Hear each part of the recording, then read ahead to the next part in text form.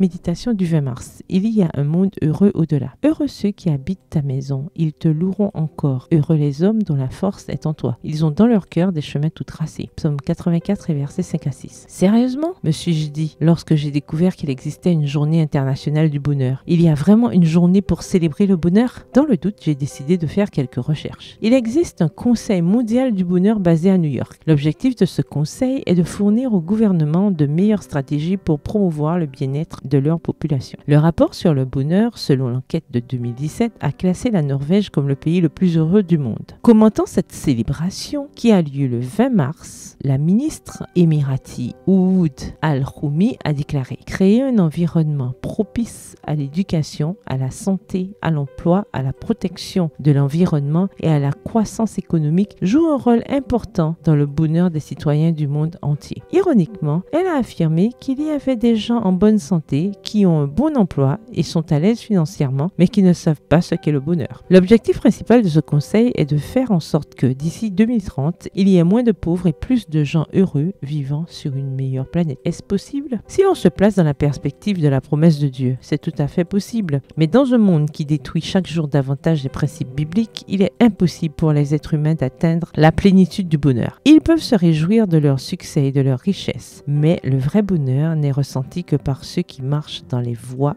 de Dieu. Si Dieu n'est pas la source principale de notre bonheur, celui-ci sera éphémère. Aussi bien intentionnés que puissent être les dirigeants du monde, les gouvernements prévoient un monde meilleur d'ici 2030. Mais nous espérons un monde nouveau et heureux. C'est pourquoi nous nous préparons pour la patrie céleste. Le ciel est ce lieu où il n'y aura aucune trace de tristesse. Imaginez-vous ce futur où nous nous rencontrerons. Chers amis, faisons aujourd'hui de notre foyer un petit monde heureux qui anticipe pour nos proches ce que sera la vie sur la terre promise pour l'éternité. Je vous invite à chanter « Il y a un monde heureux au-delà où les saints chantent dans la lumière, donnant une louange éternelle à l'invaincu, le glorieux Jésus. Dans ce monde heureux, nous régnerons avec notre Seigneur. PS, heureuse du monde heureux à venir. Bonne journée, que l'Éternel vous bénisse.